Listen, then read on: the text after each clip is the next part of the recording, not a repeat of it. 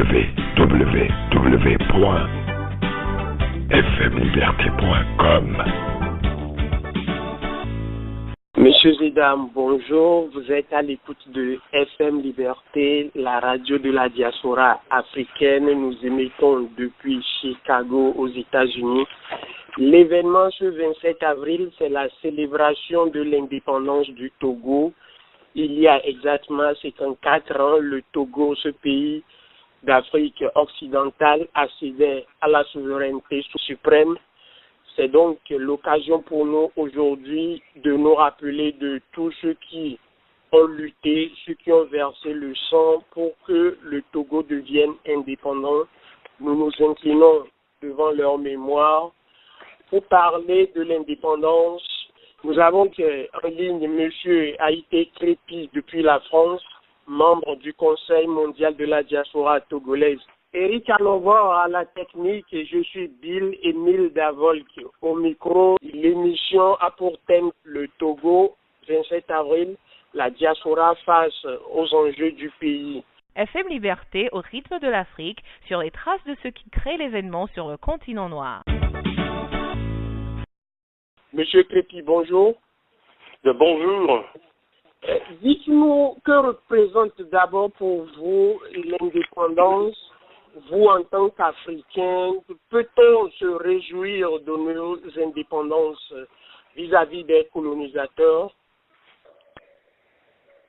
Alors, d'abord, merci de nous permettre de nous exprimer en ce jour très important pour le Togo et l'Afrique.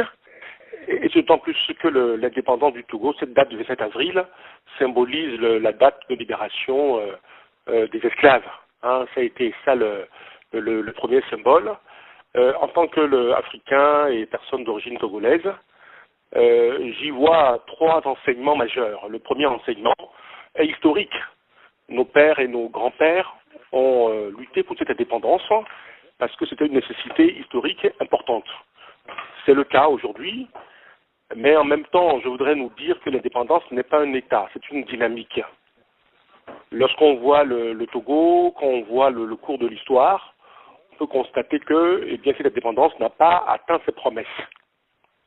C'est pour ça que je voudrais nous inviter à méditer cette indépendance, c'est mon deuxième point, pour pouvoir continuer dans cette voie. Et ce autour des valeurs que nous ont léguées nos pères. L'indépendance du Togo était sous le signe de la vertu, de la vaillance, de la prospérité. C'est ce que nous dit notre hymne national. Nous devons cultiver cette vertu au service du Togo. Le Conseil mondial de la diaspora togolaise a choisi de travailler pour édifier l'état de droit. Et nous pensons que cette deuxième étape est nécessaire. Le Conseil mondial de la diaspora togolaise a choisi d'agir autour de l'intérêt général. C'est une des vertus qui nous tient à cœur également. Et puis, nous avons pensé qu'il faut que nous œuvrions pour le développement. Il me semble que cette dépendance doit entraîner cette nouvelle dynamique. Et le troisième enseignement, c'est que je voudrais nous dire ensemble que c'est ce que nous livre notre hymne national, que nous sommes seuls artisans de notre bonheur, ainsi que de notre avenir. Togolais, bâtissons la cité. Nous sommes seuls artisans de notre bonheur. Et je voudrais nous dire aujourd'hui, à tous ceux qui nous attendent, que le chantier est vaste et que le collectif doit agir. Hier, il y avait des leaders, certes, mais c'est tout un collectif, c'est tout un peuple qui a gagné. Aujourd'hui, pour transformer ce pays et en faire l'or de l'humanité que nous voudrions, il est important que nous agissions ensemble, collectivement, parce que le chantier du Togo et de l'Afrique est un grand chantier. Moi, j'ai des raisons de me réjouir de voir que l'Afrique avance malgré tout, le Togo avance malgré tout, et que le chantier d'approfondissement, pour continuer ce chantier, pour continuer les travaux, doivent se poursuivre.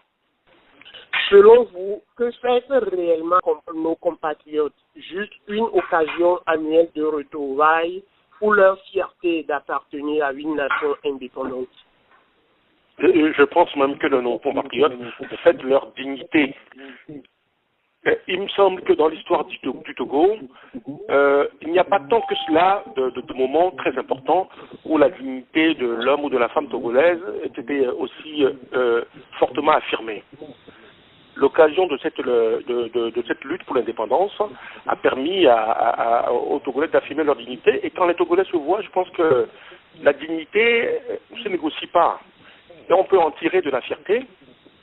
On peut en tirer également des éléments forts pour pouvoir poursuivre. Voilà. Et il me semble que ceci va aussi avec la question de l'unité des Togolais dans la lutte.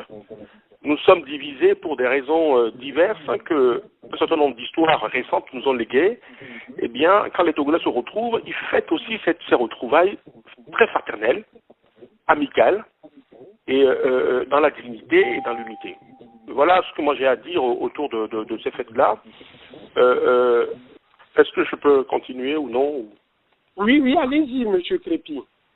Donc je disais que cette dignité des Togolais n'a pas de prix et cette lutte pour l'indépendance nous a légué cet objectif-là et lorsqu'on se retrouve, nous fêtons tout ça, dignité, unité et une sorte de fraternité qui est nécessaire. Et ce d'autant plus que lorsqu'on vit à l'étranger longtemps, lorsqu'on a une diaspora, eh bien le Togo nous manque beaucoup. Donc nous retrouver autour de notre histoire, nous retrouver autour de ce combat de nos pères, de nos mères, est un grand bien. Donc voilà ce que moi le sens de tout ceci, mais il me semble quand même qu'il ne faut pas uniquement se focaliser sur l'histoire. Il faut avoir en mémoire que le présent et l'avenir importent. Est-ce que c'est inéluctable que les Togolais passent leur temps à partir dans la diaspora à l'étranger et s'installer durablement à l'étranger? Je pense que non. Tout doit être mis en œuvre pour que les Togolais se retrouvent au Togo et fassent ce qu'ils doivent faire dans leur pays.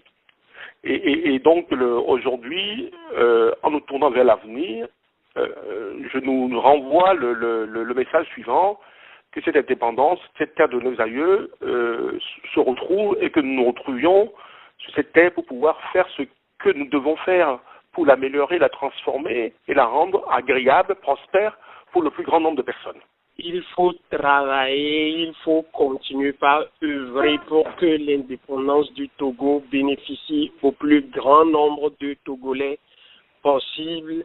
Je rappelle, Monsieur Haïté Crépi, que vous êtes membre du Conseil mondial de la diaspora togolaise qui s'est assigné pour mission l'union, la fraternité et la coopération entre l'ensemble des associations de la diaspora togolaise à travers l'Europe et les États-Unis. Absolument. Absolument. Le Conseil mondial de la diaspora togolaise, et je profite de l'occasion pour repréciser que nous avons pour objectif premier de mobiliser les Togolais où qu'ils se trouvent pour pouvoir agir ensemble dans le sens du Togo et bien évidemment accompagner ce mouvement. Parce que s'occuper du Togo, ça ne se décrète pas, il faut s'y préparer, il faut travailler ensemble. Et nous le faisons dans un seul but, eh bien faire de la diaspora togolaise un levier de liberté, c'est très important pour nous, de solidarité et de prospérité au Togo. Et nous pensons que ce sont les conditions sine qua non pour que les Togolais se sentent bien. Cette liberté est nécessaire, cette solidarité est indispensable et la prospérité va de pair avec la liberté parce que c'est elle qui nous libère pour pouvoir crier. Et pour y parvenir, le Conseil mondial de la diaspora togolaise aujourd'hui, eh bien, s'est fixé également un certain nombre d'axes forts. Nous devons œuvrer quotidiennement pour édifier, consolider l'état de droit au Togo. Nous devons édifier également un état d'esprit qui viserait d'abord l'intérêt général. Et nous devons tout faire pour contribuer activement au développement. Et la diaspora togolaise, dans son ensemble, y contribue déjà largement, on en parlera tout à l'heure, parce que la diaspora togolaise assume ses devoirs vis-à-vis du Togo. Et malheureusement, parfois sans aucun droit dans ce pays. Donc il me semble aujourd'hui que le Conseil mondial de la diaspora togolaise, en tant que mouvement englobant les Togolais, les associations togolaises, à cette tâche-là. Elle le fait depuis 5 ans avec des hommes et des femmes mobilisés, ceux qui me viennent en tête, le docteur Amouzou, monsieur Gabriel Tevi, Raymond Aivi, Yves Amaïzo et que sais-je encore, Nous sommes nombreux aujourd'hui à faire ce travail-là, Sabin Sanrail, et pour que la diaspora togolaise agisse ensemble. J'insiste beaucoup sur ce travail collectif, parce que trop de personnes agissent à leur nom propre, mais tout seul on va vite, mais ensemble on va loin. Donc c'est ensemble que les choses peuvent se mener pour le Togo. Et c'est d'autant plus que nous sommes à 7000 km de ce pays.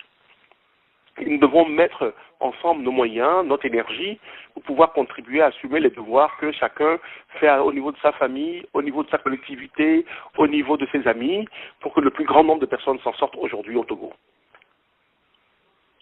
Justement, quand on parle de l'apport de la diaspora togolaise, l'idée qui vient en tête premièrement, c'est l'apport économique.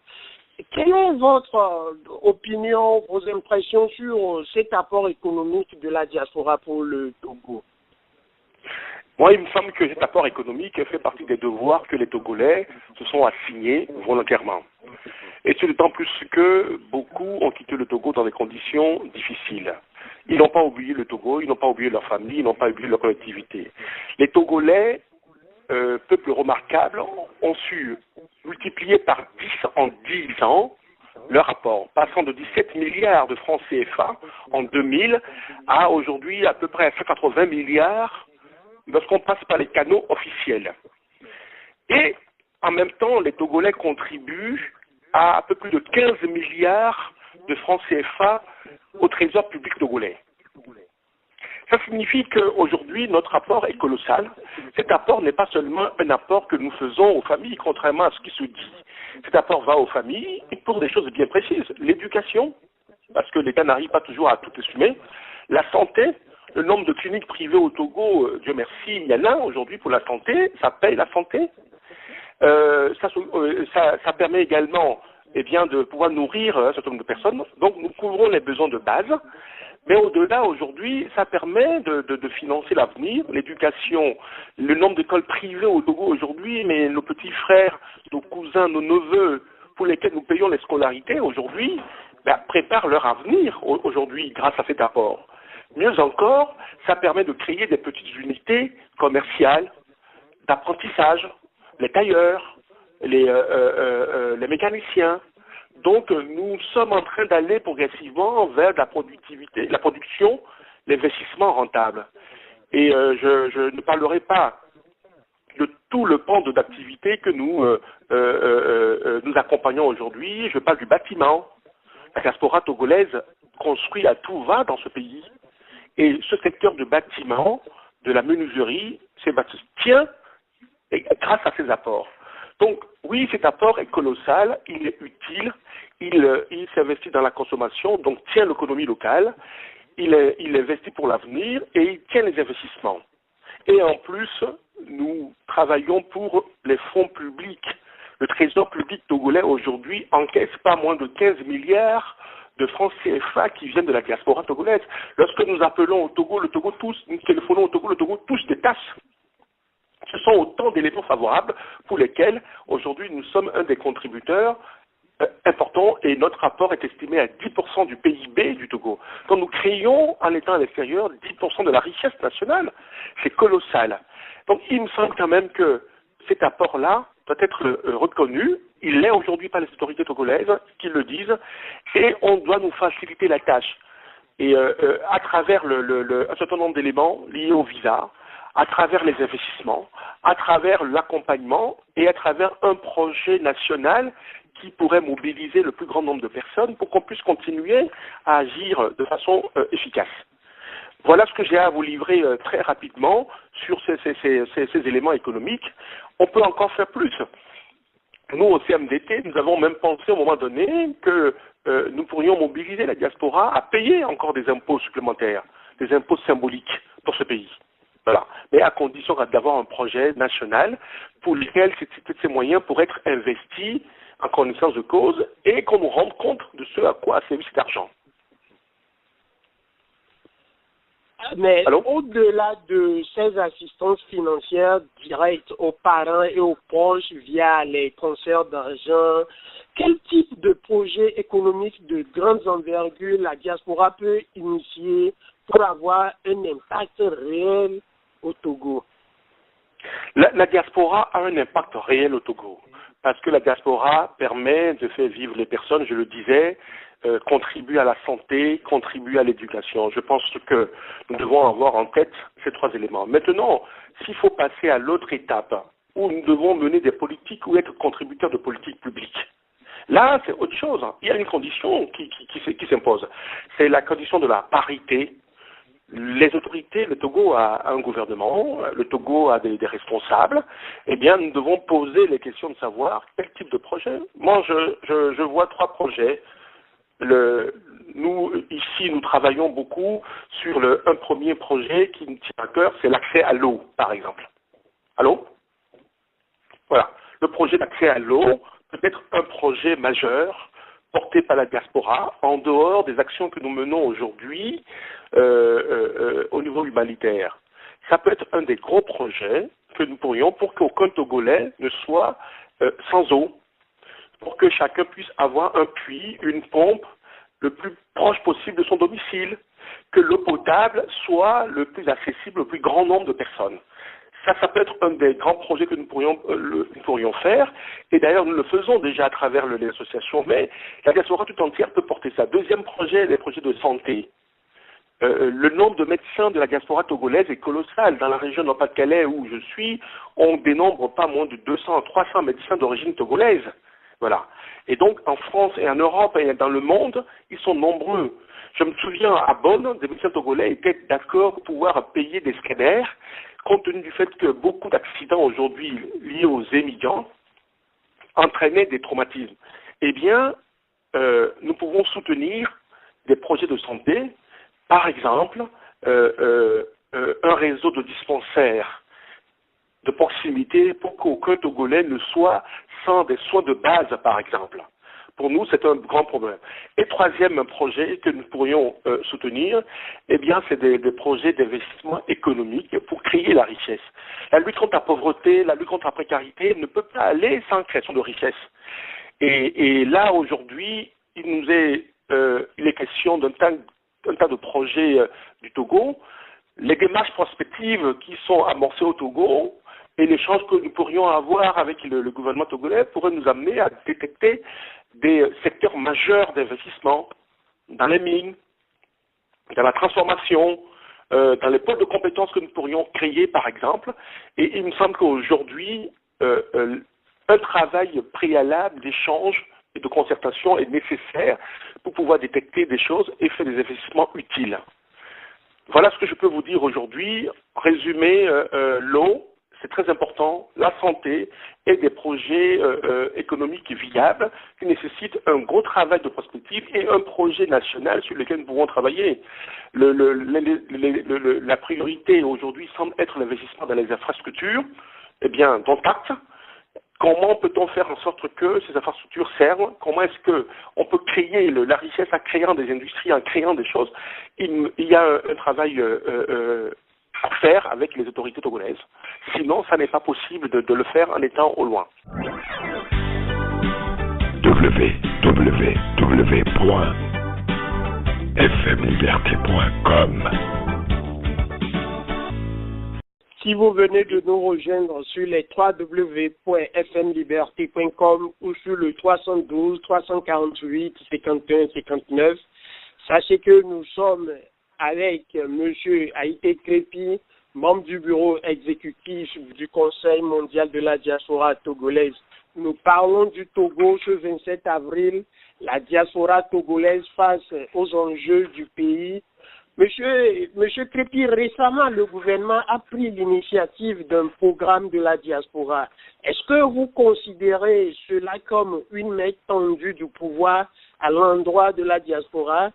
Et cette initiative, apparemment pilotée par le ministère des Affaires étrangères, est-elle selon vous la meilleure façon de procéder? On a assisté les 2 mois derniers à une tournée à travers l'Europe et les États-Unis. Oui, alors, disons les choses telles quelles. Le Conseil mondial de la diaspora et d'autres Togolais avant l'heure, avant le gouvernement, ont eu à cœur de mobiliser les Togolais pour agir au Togo. Nous n'avons pas attendu le gouvernement togolais pour faire nos actions, pour pouvoir agir pour le Togo.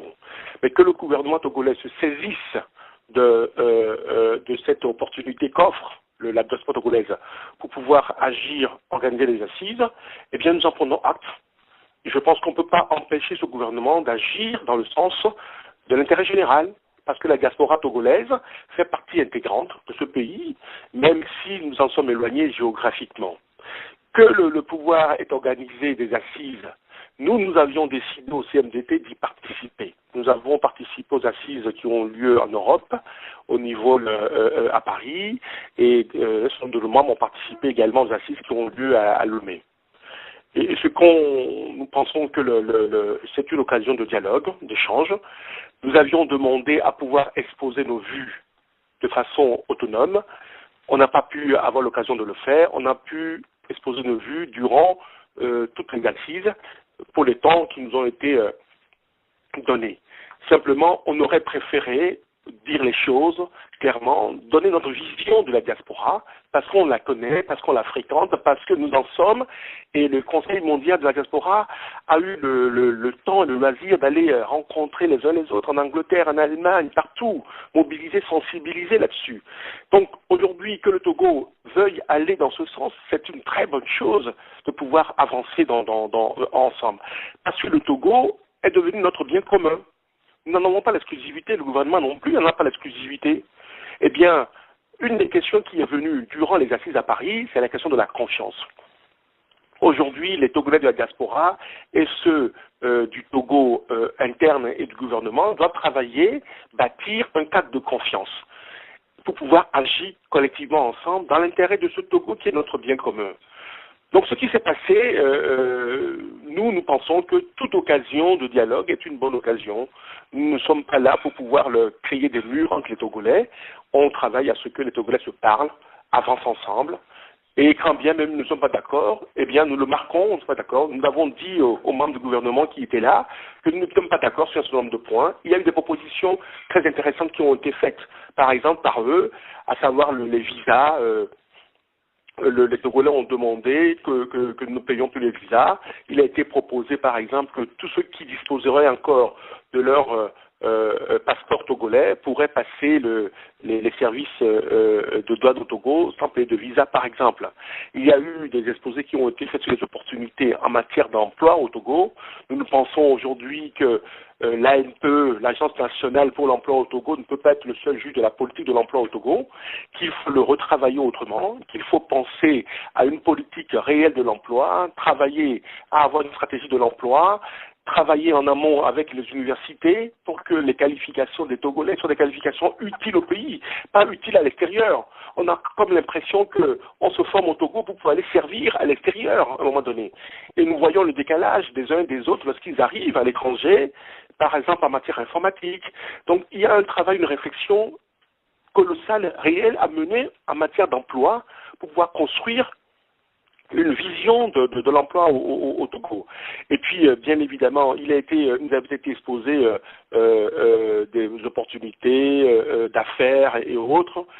Le Togo aujourd'hui est très mal positionné en matière d'image comme un pays facilitant le business. Néanmoins, il y a une volonté de la Chambre de commerce du Togo d'y remédier, de créer des conditions pour pouvoir le faire, dont acte. Voilà. Tout ce qui nous avait été dit la fois dernière, eh bien, on ne fait pas de procès, a priori. Nous voudrions que les actes suivent les paroles et que cette ouverture soit faite. La diaspora togolaise est organisée. Elle est organisée en réseau, au CMDT, elle est organisée à travers les associations et elle y travaille. Donc que le Togo s'appuie sur ce qui existe, s'appuie sur les hommes et les femmes de la diaspora, ces organisations, pour aller de l'avant. Qu'elle n'invente pas des organisations factices qui serviraient uniquement à devenir une administration bis. Non, nous ne voulons pas être administrés depuis le Togo. Nous voudrions travailler ensemble avec le Togo dans une démarche paritaire, dans une de respect réciproque, pour que le Togo bien commun puisse enrichir de nos visions. respectives. Donc des organisations sont proposées. Voilà, on parle de fêtières, on parle d'un tas de choses qui vont être créées. On voudrait pouvoir en discuter pour trouver l'organisation pertinente et avancer ensemble. Donc, toute cette dynamique-là qui est menée, nous semble être une dynamique qui va dans le bon sens. Et on ne peut empêcher le Togo d'agir, on ne peut empêcher la diaspora d'agir, mais nous agirons, nous gagnerons tous ensemble et mieux ensemble si nous faisons les choses ensemble, à un moment donné. Le gouvernement togolais n'est pas l'ennemi du CMDT ni de la diaspora togolaise. Donc les hommes et les femmes de la diaspora togolaise sont ce qu'ils sont, mais nous pensons que toute occasion de dialogue est une très bonne occasion. Est-ce que justement les propositions du gouvernement ont comblé vos attentes? Est-ce que vous êtes satisfait de leurs démarches et de leurs idées? En termes de démarche, nous pensons que toute démarche qui va vers la diaspora est une bonne démarche, parce qu'il faut se souvenir, hier il n'y avait rien, voilà, aujourd'hui il y a un début de quelque chose. Eh bien, cette démarche-là est une démarche qu'on ne peut voir que de façon positive. Maintenant, deuxième élément, est-ce que ça a comblé nos attentes? Non, elles n'ont pas comblé nos attentes parce que nous n'avions pas travaillé ensemble en amont. Le gouvernement togolais ne peut pas vouloir le bonheur de la diaspora togolaise sans elle-même. Je pense qu'il faut arrêter cette vision monolithique pour ceux qui pensent qu'ils peuvent penser, diriger, faire un certain nombre de choses sans nous. Nous voudrions que tout ce qui nous concerne soit discuté en amont avec nous, que lorsqu'il y a des manifestations, nous ayons le temps et la possibilité d'exposer nos vues, nos visions et notre expérience de la diaspora. Et qu'ensemble, nous nous mettions d'accord sur les orientations, les propositions pour aller demain. Non, nous ne sommes pas comblés. Mais nous ne sommes pas dans un monde idéal, nous sommes dans la vraie vie. Dans la vraie vie, eh bien, il y a des propositions qui ne nous conviennent pas, mais travaillons ensemble à ce que ces propositions nous conviennent. Nous avons, par exemple, proposé, lors de cette manifestation, un certain nombre de choses. Par exemple, les droits civiques. Il faut que le gouvernement togolais recense la diaspora et accorde le droit de vote. Voilà, c'est un des points importants pour nous. Et tout à fait, la question du droit civique, du droit de vote, préoccupe beaucoup de Togolais à l'étranger. Quelles sont vos propositions au gouvernement afin que cette question cruciale soit réglée? Oui, il y a trois problèmes à avoir. Le premier, c'est que nous ne sommes pas des individus apatrides. Et à un moment donné, si nous nous référons au Togo, et si on y tient, et si nous assumons nos devoirs vis-à-vis du Togo, tout à l'heure on en a parlé au niveau économique, au niveau social, au niveau de la solidarité, c'est parce que nous nous considérons quelque part comme citoyens de ce pays. Être citoyen d'un pays, ça n'est pas seulement avoir des devoirs, c'est aussi avoir des droits. Et le premier droit de citoyen, c'est de vote, c'est choisir librement les autorités, c'est choisir librement les dirigeants de ce pays. Donc nous pensons que ça passe par un recensement de la diaspora, ça passe par un travail avec le Togo pour que cette mesure-là, qui est constitutionnelle, soit appliquée. Aujourd'hui, cette mesure n'est pas appliquée et nous sommes prêts à y travailler, à aider le gouvernement à le mettre en place, à travers les structures représentatives de la diaspora.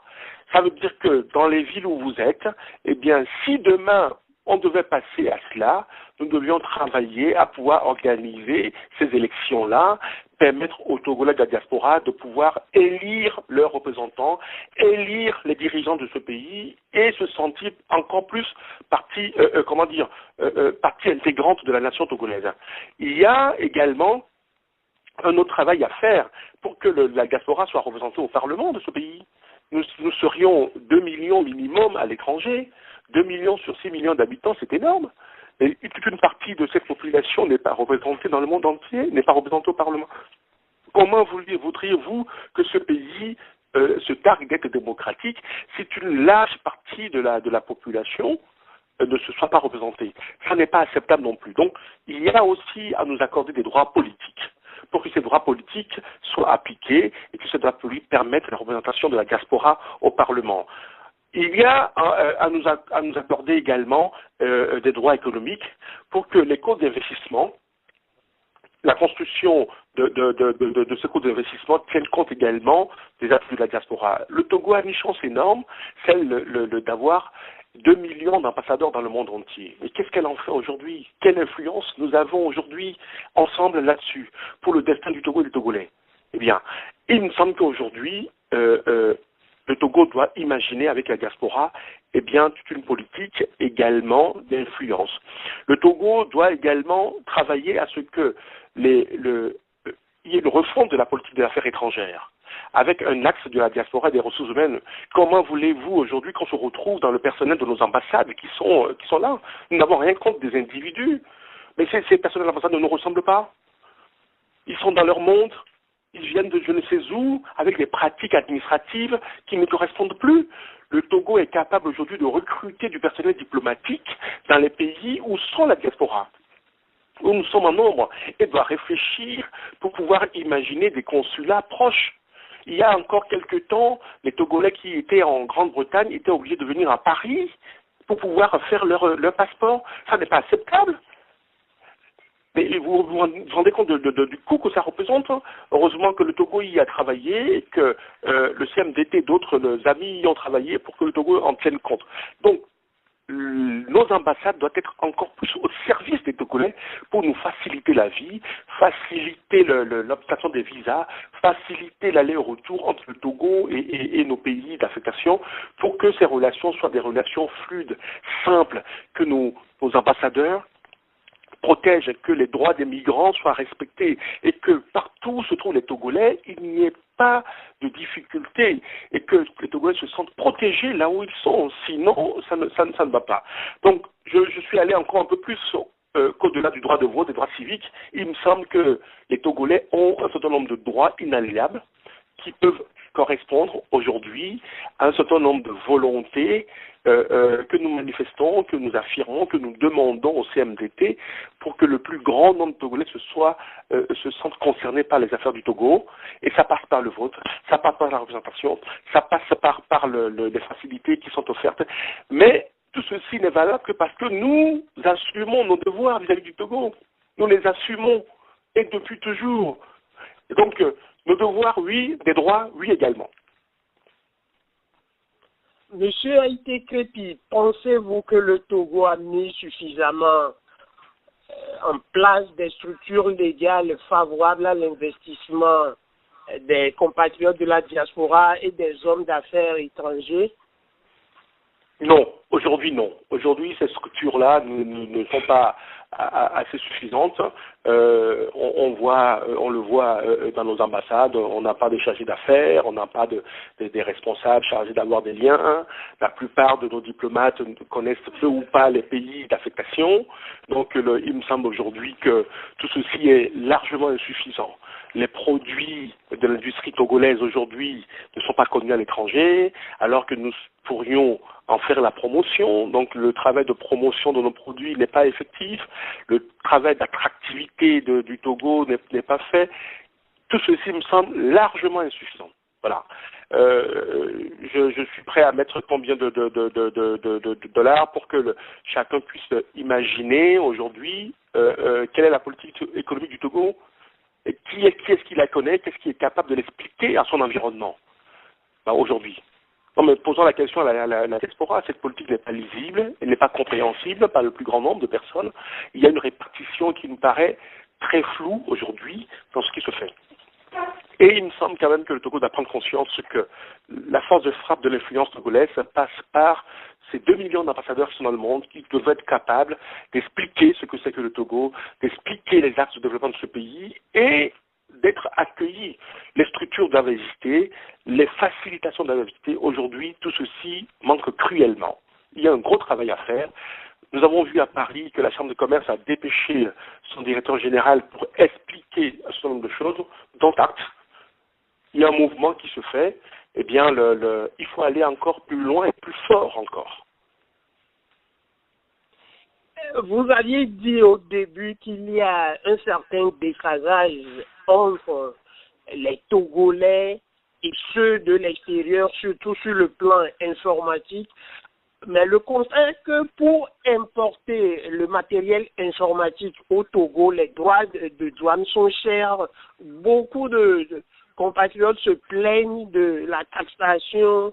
Est-ce que vous avez suggérer au gouvernement de réduire ces frais de douane pour que l'importation, surtout des matériels informatiques, soit plus aisée? Absolument. Nous avions même travaillé à 3 niveaux. Un premier niveau qui est humanitaire. Voilà, lorsque des Togolais de la diaspora envoient des médicaments pour aider les familles, les populations, ça ne doit pas être taxé. C'est une question aujourd'hui qui est examinée par le pouvoir. Il y a eu un dialogue très ouvert autour de ça à Paris. Deuxième élément, concernant ce que nous appelons des investissements stratégiques. L'informatique aujourd'hui doit être le minimum lorsqu'on fait des études de gestion, le minimum lorsqu'on fait des études d'ingénieur, et le monde entier s'y fait qu'aujourd'hui, l'informatique devient le papier crayon de chacun d'entre nous. Et donc, ces investissements stratégiques doivent être également, lorsque c'est un envoi humanitaire, social, lorsque c'est un envoi d'intérêt général. Ça, si ce n'est pas pour le commerce, entendons-nous bien, si ce n'est pas pour le commerce, parce qu'il est hors de question que des sociétés qui sont au Togo, qui font le commerce d'ordinateurs, soient concurrencées par des personnes de la diaspora qui envoient des outils informatiques qui les vendraient aussi là-dessus. Donc il faut que les conditions de la concurrence soient des conditions parfaites, pour chacun d'entre nous. Si c'est pour des raisons d'éducation, des raisons d'intérêt général, des raisons associatives, eh bien, nous avons posé cette question-là, elle est examinée. Et puis ensuite, il y a aussi d'autres types d'investissements pour le monde rural, pour pouvoir, par exemple, des tracteurs, à utiliser des outils pour changer la façon de fonctionner, pour améliorer les conditions de travail.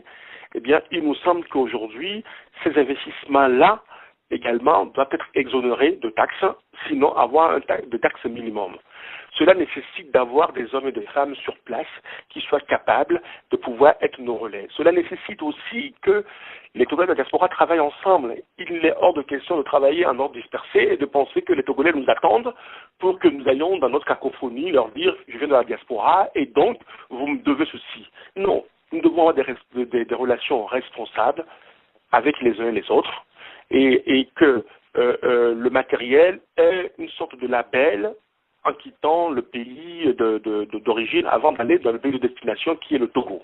Donc c'est une question qui a été abordée, c'est une question qui a été discutée, les autorités togolaises disent qu'ils y travaillent et qu'ils feraient en sorte que tout ça devienne possible. Voilà encore un chantier très important sur lequel nous devons œuvrer pour que ce qui relève de l'intérêt général puisse profiter au plus grand nombre sans à-coups, sans barrière. Vous parlez d'agriculture, de santé, de projets d'éducation. Quel regard portez-vous de manière générale sur la situation socio-économique au Togo? Alors, quand on va au Togo, on est traversé par 3 sentiments. Moi, j'y étais l'été dernier. Le premier sentiment, c'est l'accueil familial de l'environnement qui est toujours aussi formidable. Et de nos diasporas, de nos pays où nous sommes, eh bien, tout d'un coup, la chaîne humaine, fraternelle, familiale est très, très, très forte. Et ça, il y a une qualité d'accueil qui est vraiment formidable. Donc, je pense que c'est un élément intéressant pour pouvoir prendre du recul par rapport à nos pays où nous sommes. Deuxième élément, on se rend compte quand même que la classe moyenne togolaise est décimée. Elle est décimée, la pauvreté est de plus en plus importante au Togo. On le voit dans la rue, on le voit autour de nous, on le voit partout, et qu'il y a une certaine paupérisation. Donc, et les chiffres le montrent bien, 60% des Togolais vivraient sous le seuil de la pauvreté. Donc, il y a ce travail-là à faire pour que le Togo ne soit pas ce pays devenu pauvre. Et l'héritage qu'on doit laisser au Togolais, c'est pas la pauvreté, et c'est pas ce à quoi nous avons été habitués dans ce pays. Et le troisième élément, c'est que moi, je trouve que les Togolais sont devenus, je sais pas, mais c'est comme ça que je le ressens, une nation très querelleuse. On se querelle pour tout, pour rien. On s'entend sur pas le minimum. Et parce que les conditions sociopolitiques sont très compliquées et le dialogue n'est pas facile. Et donc moi, je suis toujours gêné de voir que dès que vous arrivez au Togo, vous devez prendre position pour nous dire que vous êtes pour ceci, contre cela, ou bien en faveur de celui-ci ou en défaveur de l'autre. Les choses ne vont pas comme ça de façon binaire. Voilà. Et il me semble aujourd'hui que nous devons réapprendre le vertu du dialogue. Nous devons réapprendre que ce Togo est un bien commun. Au Conseil mondial de la diaspora togolaise, nous y avons travaillé. Nous avons pensé que le Togo est un bien commun et que rien ne peut se construire sans dialogue, que rien ne peut se faire sans qu'on ne se parle. Et donc, tous ces inconvénients-là montrent que le Togo, de temps en temps, tourne en rond. Voilà. Et je voudrais dire aux compatriotes qui sont au Togo que oui, nous, le Togo nous manque, il nous manque cruellement. Et lorsque nous venions, nous voudrions trouver un pays apaisé, nous voudrions trouver un pays où le dialogue est possible, où malgré les difficultés, les gens puissent avancer. Et force est de constater que ça n'est pas toujours le cas. Donc je vous invite à travailler chaque fois que c'est possible à aller de l'avant sur les sujets. Tous les sujets au Togo ne peuvent pas être des sujets d'opposition, me semble-t-il. Et il y a des sujets qui doivent être des sujets de construction, de bien commun, des sujets sur lesquels nous pourrions avancer ensemble. Sinon, il n'y a rien de possible dans ce pays. Nous sommes un tout petit pays de 6 millions d'habitants, d'hommes et de femmes formidables, responsables, des enfants qui sont à l'étranger, qui pensent toujours à leur pays. Nous avons énormément d'atouts qu'il faut utiliser au mieux pour ce pays. Voilà ce que j'ai à dire, mais moi je ne veux pas rentrer dans les préoccupations politiciennes, c'est pas mon rôle. Au nom du CMDT, nous avons choisi de ne pas être un parti politique ni un syndicat, mais de vrai pour que la diaspora togolaise soit partie prenante de ce mouvement-là, prendre position, mais toujours en toute responsabilité. Pour conclure, Monsieur Crépi, quel appel avez-vous à l'endroit de la diaspora togolaise ce 27 avril, jour de la célébration du 54e anniversaire de l'indépendance du Togo? J'ai là-dessus 3 messages. Le premier message, c'est le message que nous ont livré nos pères, nos grands-pères, à travers l'hymne national du Togo. Le dernier couplet nous dit et aimer servir, se dépasser et faire encore de toi sans nous lasser, Togo chéri, l'or de l'humanité. Et ces phrases-là, au CMDT, on les médite souvent. Je voudrais demander aux Togolais de la diaspora, en ce jour du 27 avril, de toujours aimer servir, se dépasser et faire de ce Togo, sans nous lasser, l'or de l'humanité. Eh bien, nous devons tout faire pour faire briller ce Togo là où nous sommes, parfois avec difficulté, mais le faire toujours collectivement. Premier point. Deuxième point, nous avons créé ensemble le Conseil mondial de la diaspora togolaise pour accompagner ce mouvement. Donc adhérer massivement au Conseil mondial de la diaspora togolaise. Allez sur le site www.cmdt.org. Nous sommes là pour vous, pour qu'on puisse aller de l'avant ensemble. Voilà. Parce que si nous ne sommes pas ensemble, eh bien nous ne pourrions pas changer le cours des choses de la diaspora. Le dialogue qui est ouvert aujourd'hui avec les autorités togolaises préjuge de tas de points que nous devions discuter pour avancer ensemble. Et donc le Togolais de la diaspora, l'opportunité a offert de prendre notre place, toute notre place, mais rien que notre place. Troisième élément et troisième point, pour finir, je voudrais nous dire que nous sommes seuls artisans de notre bonheur. Donc dans nos exils, dans nos diasporas, dans nos pays où nous sommes aujourd'hui, eh bien nous pourrions réussir à faire des choses formidables. Mais lorsque vous allez dans un pays où vous êtes né et que les choses vont mal, eh bien je pense qu'on n'a pas à être satisfait de tout ça. Donc nous devons nous mobiliser davantage et je remercie Radio FM Liberté de nous donner l'occasion d'expliquer ce que nous sommes, le Conseil mondial de la diaspora, et d'émettre dans le monde entier pour qu'on puisse échanger, parler, dire aux Togolais de la diaspora que le CMDT existe. Les 12 et 13 juillet 2014, nous allons faire le 3e congrès à Lille. Donc venez nombreux, allez sur notre site, vous avez toutes les informations. 12 et 13 juillet 2014, prochain congrès, pour élire nos dirigeants pour les 3 prochaines années. Donc tout le monde a sa place. Venez pour que vous preniez votre place. Le comité exécutif est élu démocratiquement et donc chaque personne qui voudra agir a le droit et le devoir de pouvoir proposer sa candidature. Donc Un grand mot pour les Togolais. Bravo aux Togolais, Togolaises, vous êtes formidables. Nous sommes une diaspora de qualité, d'hommes et de femmes mobilisés. Eh bien, je voudrais, à ce 27 avril, vous dire bravo. Continuez à faire ce que vous faites pour le Togo. Monsieur Haïté Crépi, chargé de l'organisation, de la structuration et du développement du Conseil mondial de la diaspora, merci de nous accorder cet entretien sur FM Liberté. Merci à toi et pour tout ce que vous faites, et vous êtes formidable. L'ambiance comme il en existe nulle part ailleurs, c'est sur la radio de la diaspora, FM Liberté.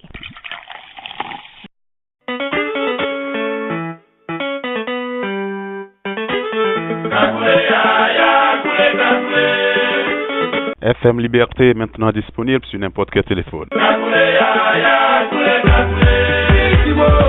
Radio FM Liberté a le plaisir de vous annoncer qu'elle est maintenant recevable via vos téléphones portables ou fixes.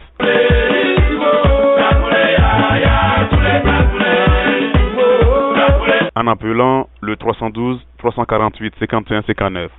À partir de vos téléphones portables ou fixes, vous pouvez alors nous écouter en direct et sur vos émissions favorites sur la radio de la diaspora africaine.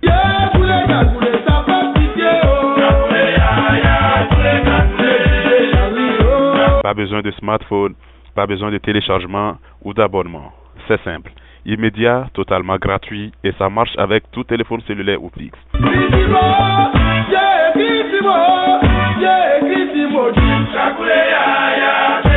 Un seul numéro, composez le 312 348 51 59 312 348 5159.